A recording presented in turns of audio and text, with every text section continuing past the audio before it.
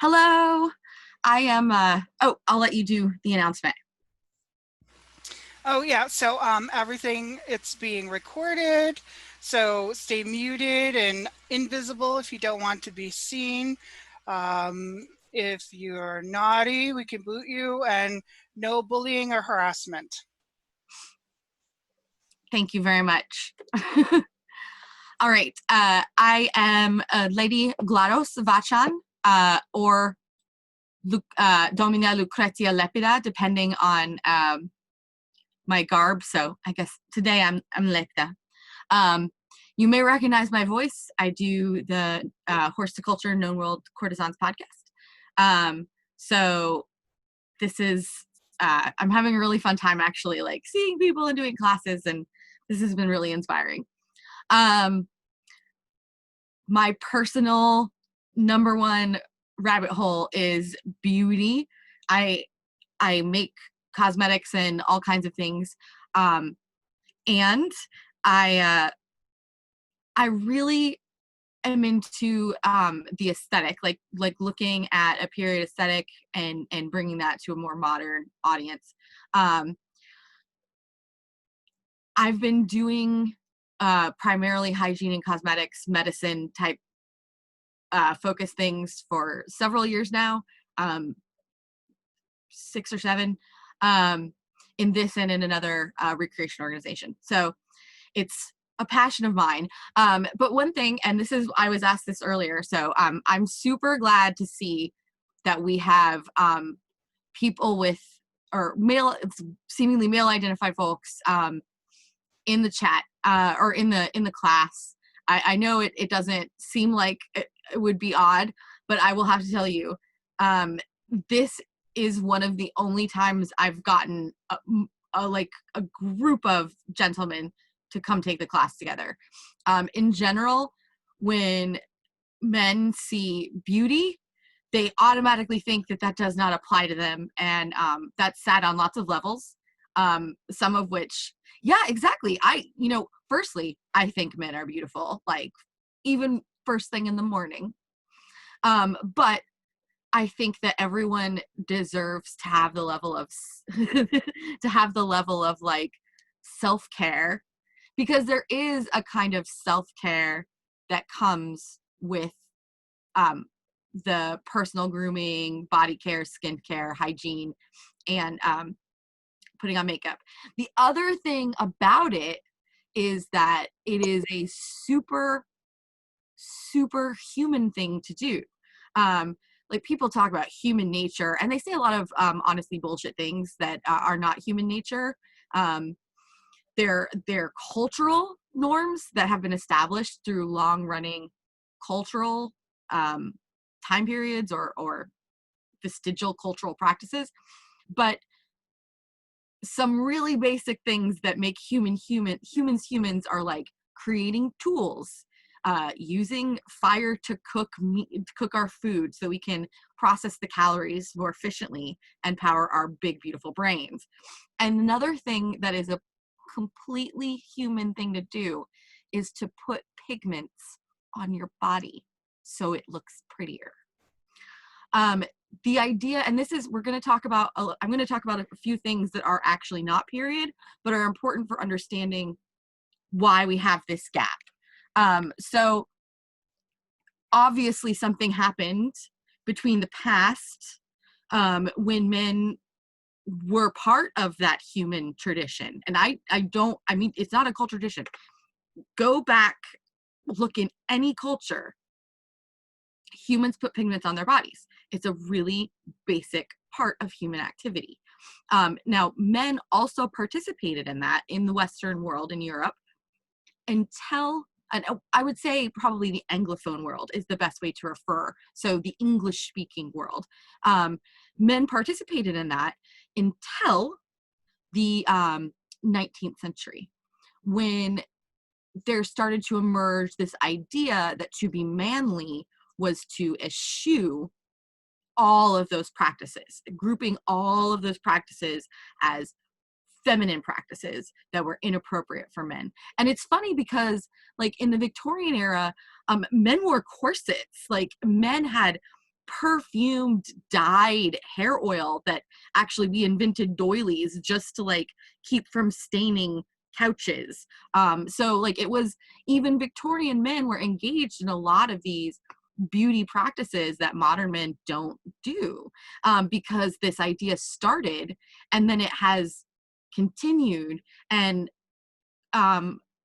like most cultural ideas, they usually grow and change over time. Well, this one is just magnified and magnified and magnified until at this point in our cultural development, men think that taking a shower once a day will make them gay, which is ridiculous and loaded with all kinds of weird, crazy stuff we're not unpacking here. But I want you to understand why this is important in a historical context, because in the 19th century, when men developed this idea that the beauty culture was not for them, it was only for women, that changed a lot about how men saw themselves and how men presented themselves in public. And to really embrace historical beauty ideal for men, you absolutely have to understand that change and just let it go. Like the same way that we try to not say yo or awesome, like get over not wearing rouge, get over not wearing perfume. And, you know, if it makes you feel weird, just adjust. It's sort of like clothes. When we first put on our medieval clothes, the very first time we wore them our first event, they were not as comfortable as they are the 100th time we do that. That's just a natural, and part of it is learning how to adjust your garb to yourself, and part of it is learning just to be comfortable in different forms of clothing. Our modern world is very standardized and does not offer a large variety. And we have puppies, Kavik on them.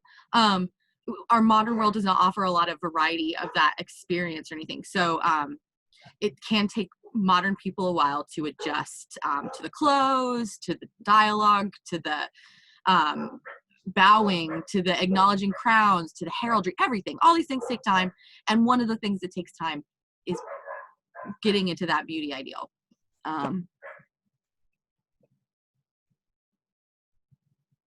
Yeah. Well, so the reason that you've been, I don't want to delve into, but yeah, it is because there is a cultural idea that women do not have a desirous gaze. That is also a completely modern thing. In period, just to briefly go into this, in period, like in the world before 1600, women were thought to be incapable of controlling their sex drives. It wasn't that women didn't have them. We were not imbued with enough cerebral capacity or rational fortitude to restrain ourselves. And you go back all the way in ancient Greece, if a woman committed adultery, she could not be blamed. She could not be punished or blamed because she did not have the capacity to say no to dick, like literally. So yes, it is behind the Tiresias thing. But so the gender roles have really changed. The idea that women don't desire men when they look at them, don't look at them with a gaze of desire, is a very modern concept and is absolutely not part of what a period gentleman would be thinking about his appearance. He would be expecting that everyone would look at him. In fact, that would be his preference, and he would be trying to draw their attention. We talk about how humans are so different than peacocks. Humans have become different than peacocks. Through many periods of history, many cultures even today, men do wear more gaudy makeup, more gaudy clothes, more, outgoing attributes of their appearance. It is a very modern Anglophone perspective to think that men do not engage in that beauty culture and men do not peacock about. Humans do that. Humans put pigments on their skin. humans desire to be beautiful and comfortable. Those are just facts of human nature. So when men come at me with stuff, modern men don't wear makeup, I'm like, oh, that's so sad. You don't want to be human anymore, honestly. Okay, but so back to history. There is a tradition of male cosmetics that is actually more normative than female cosmetic wear. And we can tell that because it's actually mentioned less, like they feel less need to comment on it. But we know it absolutely is happening. Men are wearing perfumes, and we know absolutely that men are wearing perfumes going all the way back to why perfumes exist, because people are constantly complaining that men wear too much perfume, much the way people constantly complain that women wear too much perfume now. It was considered to be ostentatious because that was the point and has always been part of the point of cosmetics. And perfumery is absolutely included within cosmetics in a period definition.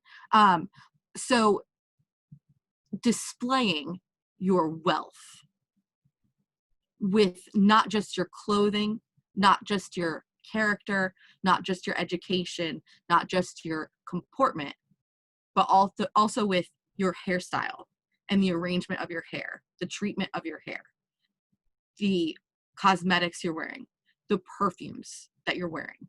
All of those things were part of getting ready for everyone that wanted to display their wealth. It was an inherent part of displaying wealth. So gentlemen in Europe going to court or going to woo or other dress-up situations would absolutely be wearing not just, very well coiffed hair. They would also be, and perfume, they would also be wearing makeup. They would be wearing this basically the same makeup that women would be wearing. And that is because primarily in period, cosmetics are viewed, so a sort of period mindset about it is that perfume is a cosmetic, right? But foundation or rouge or lip color are all medicinal remedies for things like being too pale or being too ruddy. So that is like a separation. And there's no, even now we don't think men shouldn't use skin. Well, okay. For some people that idea that started in the 19th century has evolved to that point where men don't use, anything to take care of their skin. And honestly, I won't lie. I'm constantly telling all of my male friends to moisturize because you only get one skin. But I'm sorry, I lost my train of thought. But so before that, we use medicine. Medicine is a very universal thing. So most cosmetics that we think of as cosmetics, like colors, pigments you're putting on your face, those are almost always considered medicinal in a medieval context. Earlier in a Roman or classical era, they were considered more in the decorative cosmetics and perfumes sort of range. But there are solutions for people of every income bracket when it comes to whitening a ruddy face and making red a face that is too pale. So those two things are on the table for everyone at all times, no matter rich or poor. There are adaptations of it. Okay, so we're gonna go from there to actually talking about beauty ideals. And I'm gonna read a passage. I'm talking about red and I'm talking about white, and I'm not talking about a lot of other colors because that was the palette for medieval European and even early Renaissance, early modern, is red and white. A field of lilies with roses. Now they usually use the flower terminology in reference to women when they're describing it like in literature, but that is the ideal, and we can see it again and again and again in the art. Go and take a look at Codex Manesse. Go and take a look at Roman de la Rose. Go and take a look at paintings of men doing. Now, make sure to find actual people, actual portraits, like not like your St. John the Baptist Those are very idealized. So even if they do show us something, they're not a good source for showing us what an everyday man probably looked like. So find a real person and find a portrait of them and take a look at it. Now, a more pious person will not wear cosmetics because then it's a performative way of showing their piety. So if you're the sort who's always out with your paternoster, you would probably not be wearing makeup. You might still wear a subtle amount of perfume because that was just considered part of body care. But so I want to read a little bit about the lily and the roses.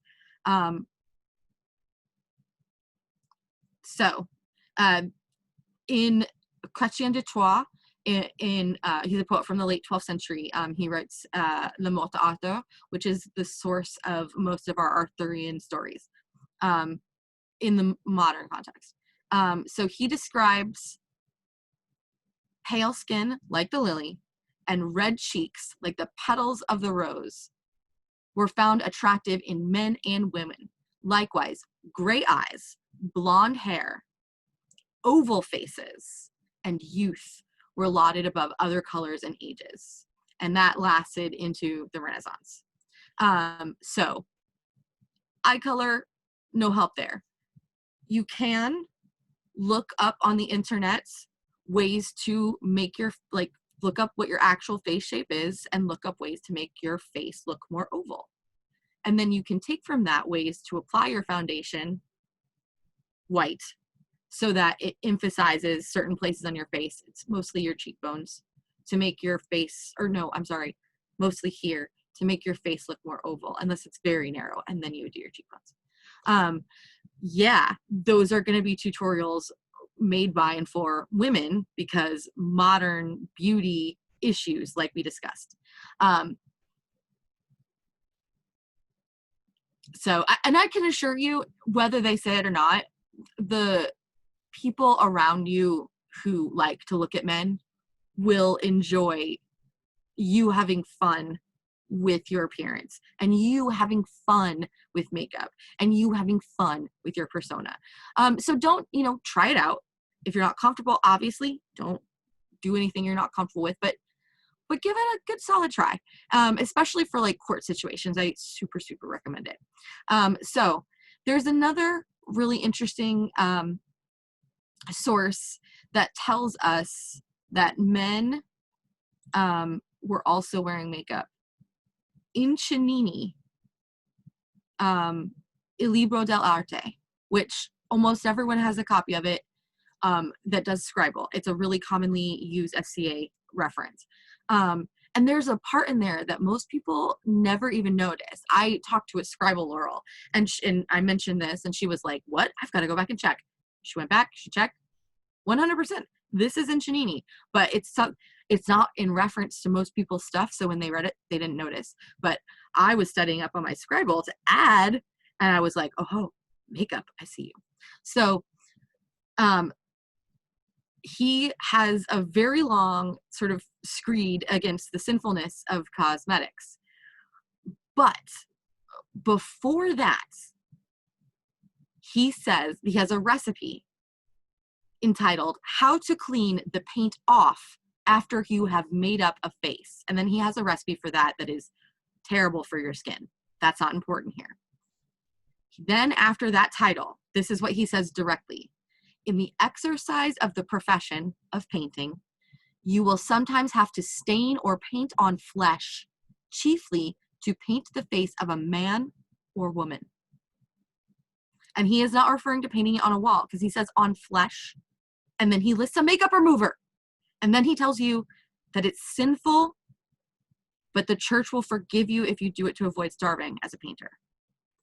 So we have a reference here clearly to the fact of several things. Men are wearing makeup. People are still not applying their own makeup. That's pretty common. In Rome, they had special slaves that were trained to mix perfumes and apply perfumes and make cosmetics and apply cosmetics and fix your hair. So people are still using cosmetics. People are not applying them themselves. It's still not an in-house skill for many people, especially if they live in a developed area like the city, that men and women are both wearing these things, and that they're using the same paints for their faces that they are using for painting walls, painting frescoes, which is terrifying, but good knowledge to have, because we know what's in those paints. We know lots of them are terrible to put on your skin. But it's also another useful time to point out that if you're using any sort of toxic scribal pigments and you're processing themselves, yourself, you are engaging in the same level of risk as someone who makes cosmetics and processes the poisonous pigments themselves. Application to the skin is not the weak point for most toxic pigments. The weak point for them is when you breathe them in while you're processing them in powder form. And that, it doesn't matter whether you put it on your skin or put it on a scroll, that step is the same. So be safe if you're gonna delve down that road, be safe. I have done experiments with lead. I've been extremely careful. OSHA has guidelines about how to handle lead, and that is science. So I recommend checking those things. But in general, unless you have a specific thing you want to learn, unless you can actually say, I have this hypothesis and I have to do a lead test because of this, there's no reason to endanger yourself for no reason. But so that is absolute proof in Chenini that this is going on. And so I have a picture that I will show you that very clearly shows what I am talking about.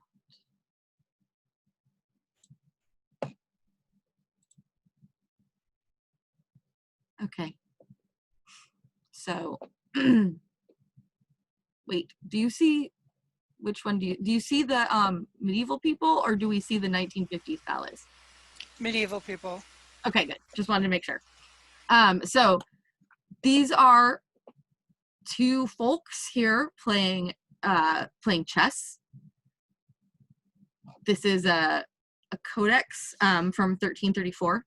It's German. If you look at their faces, the man and the woman have the same cosmetic application. Now, you may think, what if this is just how they paint people?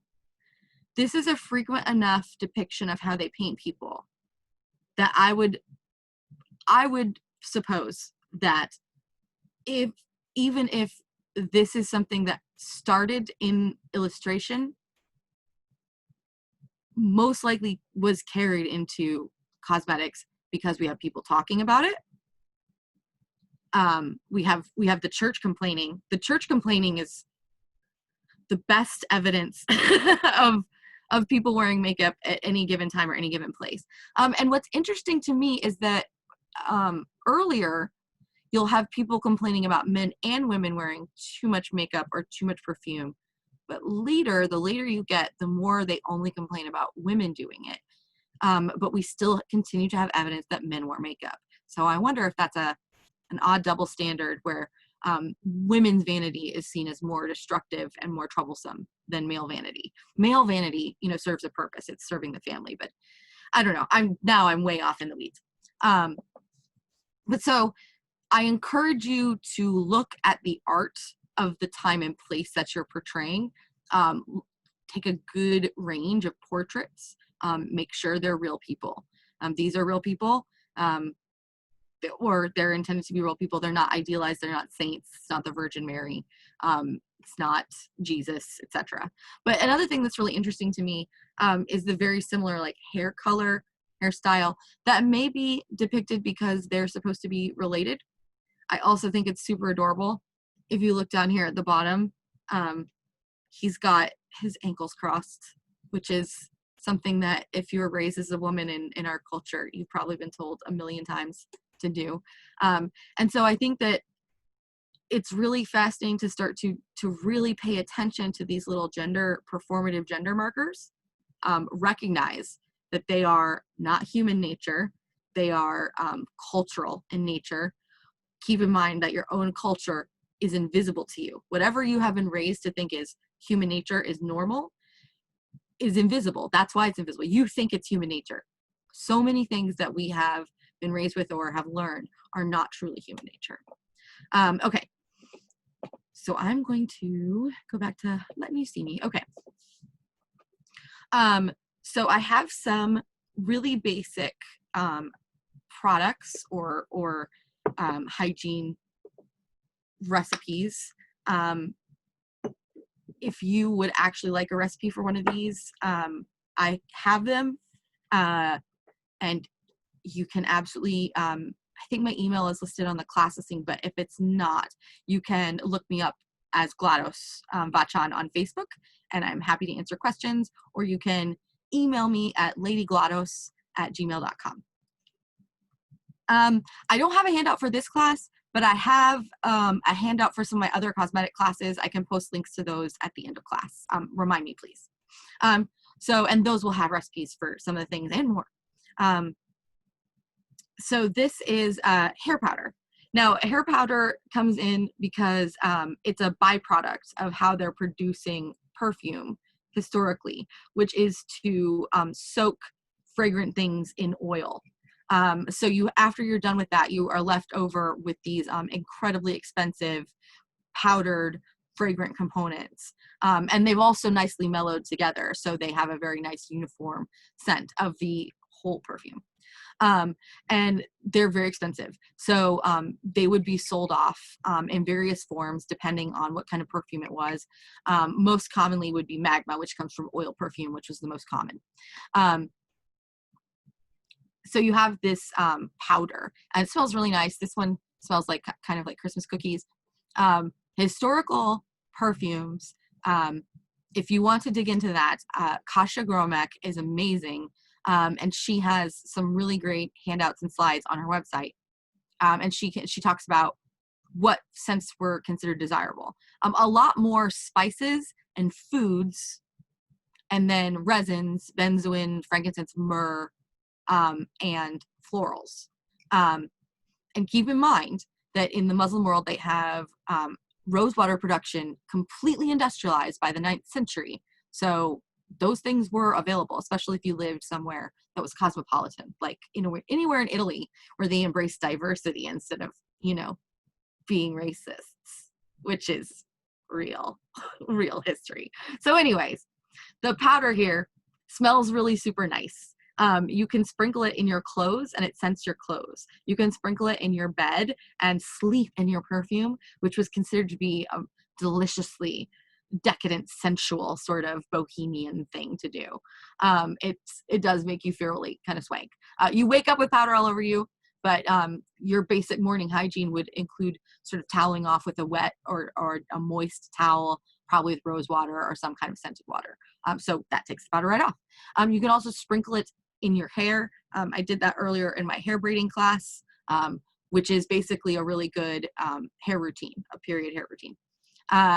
So this is just, it's fun. All you have to do is put smelly things you like the smell of and are comfortable having against your skin. So if you have more sensitive skin, maybe not clove or cinnamon or ginger. And then powder it in a coffee blender or a coffee grinder. And then, there you go. You can use a mortar and pestle, but unless it's an art side project, why? You can also put a couple drops of essential oil in, let it stir around and absorb a little, and then pulse that in the coffee grinder to mix it around. And that can add more scents than you can capture just with powdered items. And they did have essential oils. They were available. They were very rare, and they were mostly used for medicine. But the first perfume in Europe is rosemary water, and that was originally a recipe for gout. So just because the beautiful smelly thing originated in medicine doesn't mean it stayed there. So you don't have to either. Combs are your go-to hair care item for your hair or your beard. Brushes, if they were used more for beards than hair. That changes the later you go. If you get a brush, you want to look for a natural boar hair or something like that. It's very important, and it also helps with distributing the oils around your hair. in the Tudor era, when they were really anti-bathing, they would actually use a comb as their main way of cleaning their hair and distributing the oils along the strand, and also literally with the tight toothed comb scraping those oils and dirt out of your hair. And you will notice you'll get like kind of comb grime. It's nice to clean that out every once in a while. Just allergies, I promise. All right. So you've heard me talking a lot about oil-based perfume, hair oil. You've probably all seen beard oil, heard about beard oil. Beard oil absolutely is the same thing as hair oil. You can absolutely use that. If you have a beard oil that you really love the scent of, you can use that in your hair to style your hair. Yes. In the non-Western world, absolutely have a lot more it's a lot more continuous with historical traditions than in the Anglophone world, and specifically in America. I think even in England, it's a little bit, they're a little bit more embracing of the male beauty culture, male hygiene culture. So if you haven't had that experience, you can make your own. This is some I made for my hair braiding class earlier today. And all I did to make that, literally, I got some olive oil. I like to buy domestic olive oil because a lot of the adulteration that happens in olive oil happens when they're shipping it between countries. So if you're in America, I would recommend buying California avocado or olive oil, or wherever it's from. This is California, but and if you're in Italy or in Europe, then buying a European olive oil is probably better. Just put a little olive oil in the dish. And then, because I had a very small amount, I put 1 drop of essential oil. Now, this is the modern cheater way to make scented oil for your hair, hair, body. They talk about oiling garments with perfumed oil, like submersing the entire garment in perfumed oil. And I have some dresses that I've gotten oil spots on and have been able to get them out, and I've been considering doing that, but that's just so much oil. It seems like really intimidating, but that is discussed multiple times in historical sources. So you want a perfume. I would strongly encourage you to kind of identify 3 scents that you really like, or that really smell good on your skin, and smell them on your skin before you make a final decision, because the way things oxidize on your skin changes the scent, and not everyone's chemistry works with the chemistry of every scent. So try that out. I just put 1 little drop of petitgrain essential oil in here. In-period essential oils were distilled like on those basically like stovetop distilleries. They didn't use any solvents or anything like that, so there was not industrialized production of essential oils, except possibly in the Arab world, where they did have, as I said, rosewater production, which also produces as a byproduct rose essential oil. So they did. They might have had others that we're not as aware of or not as well documented. So if you're going to mix up your own hair oil, I would put no more than 6 drops of essential oil to 1 ounce of oil. There's not an official ruling from a scientific body, an authoritative medical or scientific body, about dilution of essential oils. But they should never be applied neat to the skin, and they should never be ingested. No matter what anybody tells you, don't ingest essential oils. They absorb enough through your skin. It's fine. Don't eat them. But 6 drops per ounce is in line with what the massage therapists of America recommend. And since they seem like they probably have the most professional contact, I go by their standard. So the hair oil is great. Like I said, you can use it in your beard, you can use it in your hair. You can actually just rub it on your body. And if you, like, Romans would bathe with oil. if you are a wealthy woman who is showing off, you absolutely bathe with like expensive scented oil. That's absolutely what happened. So that, you know, it's something to keep in mind. And I especially like when I go to war to try out historical hygiene methods, because, you know, everyone's kind of stinky and gross at war, honestly. And if someone asks you, you can be like, oh, I'm trying out this Tudor bathing technique. And people are a lot more understanding than they are, you know, at the supermarket. So that's kind of a really good time. But also quarantine, when the only people you're with are your family members, who, if you haven't already recruited them to the SCA, what are you doing? So quarantine's a good time. Maybe you can get them to try it with you. It'd be fun. So this is a fun recipe. I'm almost out. I have to make more for myself. But this is kind of a holy grail, ride or die for me. And yeah, it is a 2nd century Roman recipe for cold cream. And yes, this was for men. Now, I'm absolutely certain that men used it on their face when they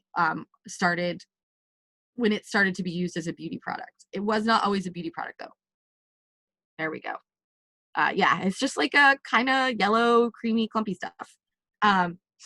It's made from beeswax, rose water, olive oil, a little bit of rose, well, I like to put like 1 drop of rose essential oil, and vinegar. And it is really great to use as a moisturizer. Like, put a tiny little bit of it on, like, after you wash your hands while they're still damp, rub just a tiny bit into your damp hands to moisturize, and honey. Or you can use it as like a cleanser at night, or as a night mask, put it on at night and wash it off in the morning. I like to do it as part of a double cleanse, where I use the cold cream as my oil cleanse phase, and then after that I wash with a water-based cleanser. Short side note, a small byproduct of our embracing of this men aren't pretty idea, which is bullshit. We love you. You're beautiful. You're entitled to feel as pretty as everyone else, is that I've noticed a lot of my male friends don't get raised with basic understandings of how to care for your skin organ, which is just absolutely mind-boggling to me, because it's literally not teaching you how to take care of like one of the biggest organs of your body. But so do yourself a favor, like start looking up skincare, learning about it, finding, if you really are in that place, start looking up dermatologists and what they recommend, and actually get to know your skin and how to take care of your moisture barrier and all of those other things. You will be a happier person in the long run. You will be a more beautiful person in the long run. And it's also just, it's a basic thing. Like, you should drink a certain amount of water every day. You should moisturize your skin and wear sunscreen. So, take care of yourselves. The cold cream, back to that, sorry. So the cold cream is originally listed in Galen's On Hygiene. Galen is a physician from the 2nd century CE, very famous. Basically is the beginning of our Western medical tradition that we're still engaged in now. And he originally made this recipe for men, not for beauty, but for reproduction. Why? And this is why it's called cold cream. It has that vinegar in it, and the vinegar, when it evaporates, feels cool on your skin. And so the cold cream was originally made so men could smear it on their testicles. This is when I do this class live, everybody laughs and they're like, what? They used to smear, it was prescribed to smear on your testicles to cool them off if you were having trouble producing enough seed or conceiving, because your humors were keeping your loins too warm. But within 100 years of that recipe coming out in Galen's On Hygiene, which is on hygiene, or hygiene in that context basically means how to take care of your human body. They love massage, talk about cupping, talk about humors, a lot of things that we still do, a lot of things we don't. Yeah, home economics if it included more budgeting, it would be the most valuable class in the world other than how to take care of your body. Like, why do we not teach that in health? I don't know. Anyways, we could wade into politics and modern stuff on this, and I could literally talk for ages. But we're here for history, so we'll do that. We'll do that other chat another time. So within 100 years, the cold cream is being used by men and women on their faces and all over their body as a moisturizer and a cosmetic sort of beauty star. Like it was big. People loved it. It was popular. And the recipe goes on and gets updated roughly every 100 years or so to include different ingredients that are more trendy or more appropriate to where they are at. So like the Roman version of this uses olive oil. The Italian Renaissance version of this uses almond oil, right? That goes all the way up to now, currently. Pond's cold cream is still made with this basic recipe at its heart.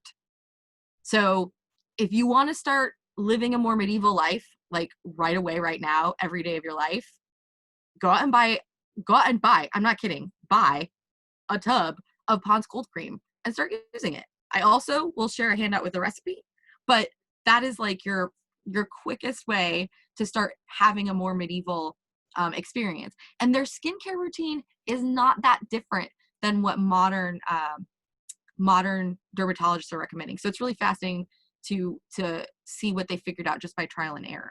I do want to stop with just a little bit of time.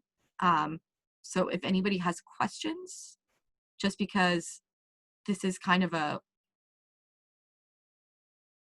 I don't know, not a lot of people are teaching male beauty type things. It's pre-medieval European, but another really wonderful source to look at for full body male beauty ideals would be Greek statues, which are very idealized male figures. Obviously, like women in magazines, we never quite achieve it, but we can see clearly the cultural ideals we're going for. And they may not be what you think. Like, for example, you may have heard before, having a small penis was thought of as meaning that you had more going on in your brain. So small penises were seen as desirable. Hair removal. Okay. Hair removal. Any culture that is engaged in public bathing usually has hair removal for any gender that is engaged in public bathing from the chin down. So unless it's a specific time period, like in Rome or, well, throughout most of medieval Europe, since we're focusing on that, men are wearing beards. So it's, I guess, the neck down for men. But in Trotula, they specifically describe women getting rid of all of their body hair except their eyebrows and their hair on their heads. And even then they neaten up the hairlines and things. And look at medieval art. It has those precise lines. Even if it makes no sense, people are going to be imitating the media that they see. That's just a natural human reaction. Look at anorexic, look at eating disorders nowadays, from trying to attain those beauty ideals, to understand the depth of that if you doubt it. But so hair removal was common for men and women, removing genital hair, removing chest hair, butt hair, leg hair, all of it. Generally in any culture where your body was going to be displayed publicly in a bathing situation.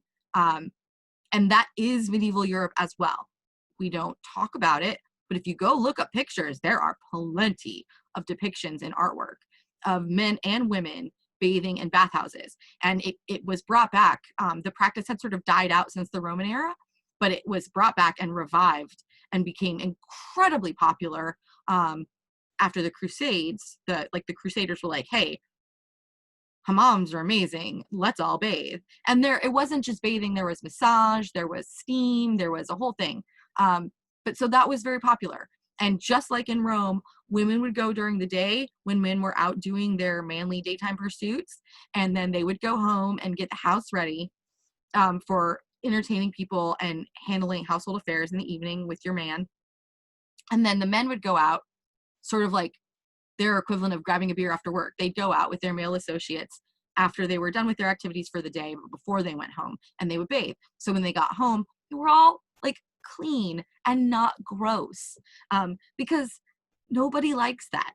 Men didn't like it then. I can't imagine men like it now. And no one found it particularly desirable. And this is not just, you know, women. This is universal. If you look at cultures where male-male attraction is considered more normative, or male-male love is considered more normative than male-female love, Greek culture, specifically what I'm referring to, they have very similar, they want symmetry. They want contrast of the lips. They want, you know, a well-formed face. They want brows. Brows are a little bit more in the earlier, and they do use more colors on their eyes in classical than in European, medieval European. I wandered on that, but I hope I answered the question and hope some of the rest of it was useful.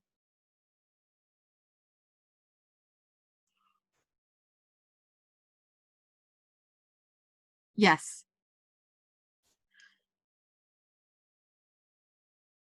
Yes. So, okay, in the chat, she's talking about in the medieval Arabic speaking world, men would going to feasts would scent their garments, perfume their bodies, use scented products in their hair and beards, and sometimes henna, scent their breath, and at feasts clean their hands, beards, and mouths with scented products. And that is absolutely something we see in Europe as well.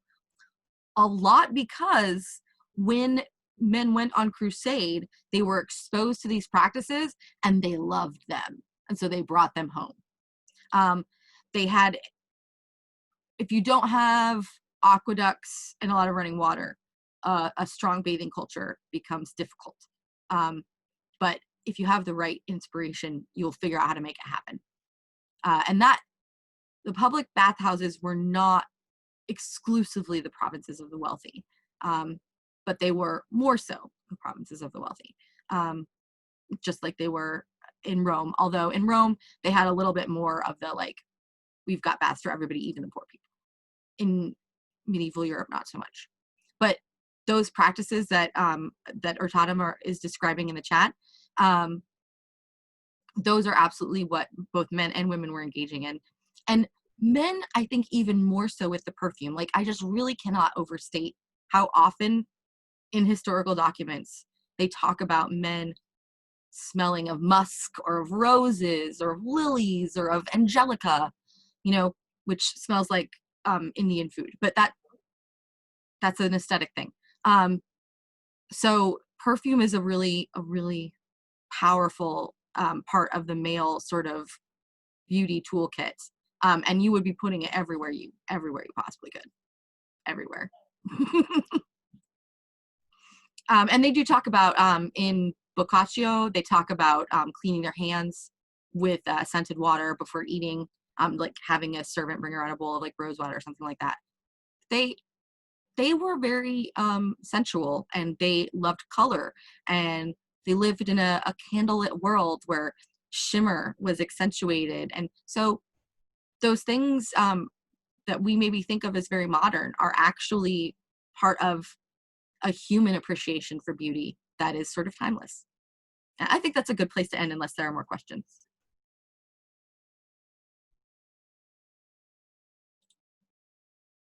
Okay, I'm gonna grab the handout that has the cold cream and those things in it, and I will share that with you.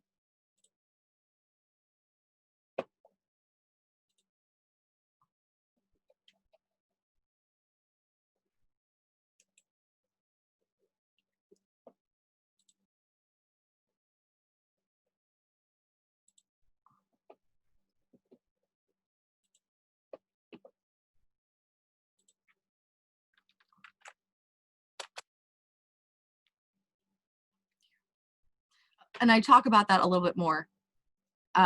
Your rouge goes here. If you look at the pictures, you'll get it. Replacing beeswax.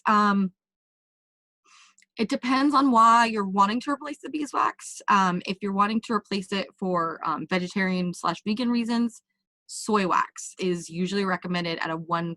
Okay, soy wax is usually recommended at a 1-for-1 ratio of replacement. You can use paraffin as well. And if you have very sensitive skin, this is going to sound like crazy because especially with the kind of crunchy culture we have, especially in beauty nowadays, paraffin is good if you have sensitive, really sensitive skin or a lot of allergies, because paraffin doesn't spoil, and paraffin, it, like a vegetable wax or oil can spoil, like soy. Soy has got a really long shelf life, but anything made from a vegetable origin can spoil. So paraffin, and the other thing about paraffin is that it's very inert. Obviously, if you're trying a thing and it doesn't work, quit. I have never tried the cold cream with an alternate. But I would be super curious if it works. If it does, please email me and let me know. Also, if you try it and you're having issues, yes, not the fuel, the wax, like the kind they put in those arm baths at the nail salon. Yes, in Europe, the word paraffin means kerosene. Thank you so much. And I don't know what they call plain commercial wax. Thank you so much. That's very important to know. I mean the kind they put in those little massage baths. Yeah. Okay. So scent is a thing. What I try to do is stick to one scent. And also, a lot of the issues people have with scent are more about how modern perfumes and modern scented products are made and fixed than they do with the actual scent. That will not matter at all to the person who has this horrible reaction every time they smell a smell, because at that point, they have an actual physical allergy to something in modern perfume, plus the Pavlovian experience of a horrible allergic reaction every time they smell orange or whatever. So don't, belabor that point with them because they're dealing with a hard enough thing. So to accommodate that, in daytime events or things like that where I'm around a lot of people, I will usually just have one scent, and it will be my hair oil. I have the hair powder. The hair powder scent doesn't really smell unless you take your hair down. And the hair oil is a lot the same. Once it dries into your hair, you're not wafting it around you. It's just in your hair. And when your hair comes down, it kind of wafts out. And since those are basically, yeah.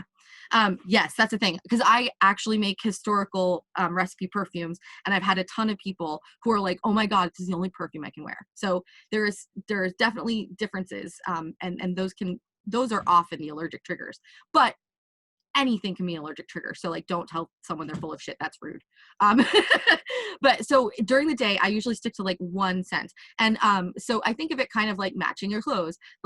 My one scent is usually sandalwood. I love sandalwood. It doesn't really upset people. Orange is another one that's not super upsetting. Thank you very much. And then if you have just that one scent, and maybe you have sandalwood with a drop of petitgrain or something, and so it's a really light scent that's not one of the really strong, bothersome ones. Rose is huge. People in the SCA love or hate rose, and it's rough. It's rough. You can be allergic to anything. I just trust people when they say that. If they're not actually allergic to it, they have had an experience that leads them to believe it. Just fucking trust them. Anyways, so I go with one scent during the day, and I try to stay from the really cloying, strong scents, rose, lily. I try to stick with something lighter, and I keep it very light. At nighttime events, there's fire, there's more. Yeah, some people hate it. My Laurel made rose water from scratch, and then rose beads and a bunch of other rose things, and she is now completely averse to the smell of rose. And it's great. It's a great reminder. When I make rose water products by the historical recipe, I always whip up an alternate with mint water or something for her. At nighttime events, it's a little bit more okay because people are around a fire, there's smoke, there's usually just a lot more going on in a party atmosphere, and so you can get away with wearing more scents, and that's usually when I really get the stuff out. And I've never gotten someone upset at like that, when I really like deck out with my perfume and I spray up my veil and I spray up my dress. I've never had someone have an issue in that context. But if someone did, I would apologize and move away. You know, I would remove myself so they could go on enjoying, because the scent doesn't need to be there, you know. But that's my best advice. The other thing is, as I suggested earlier, if you limit to like 3 dominant smells, that can be a lot less jarring and abrasive for people. So if you pick 3 things that kind of go together and keep it within that limited color palette, that works well. I hope that helps. Scent is that the perfume issue, sensitivities and allergies is a totally valid thing and absolutely something that we should recognize. Awesome. Yay.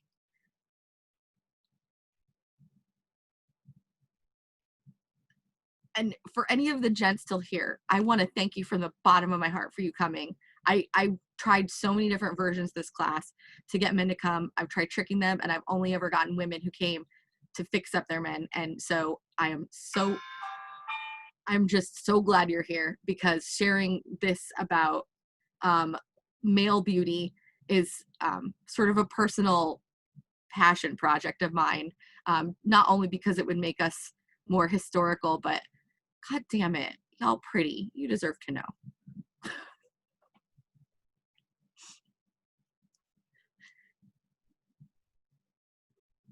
Thanks for checking in. All right. Thank you so much for coming. It was awesome. If you have any questions, my email is on that handout, and I am down to email about this literally anytime. It's my favorite topic to talk about. Thank you so much. My absolute pleasure.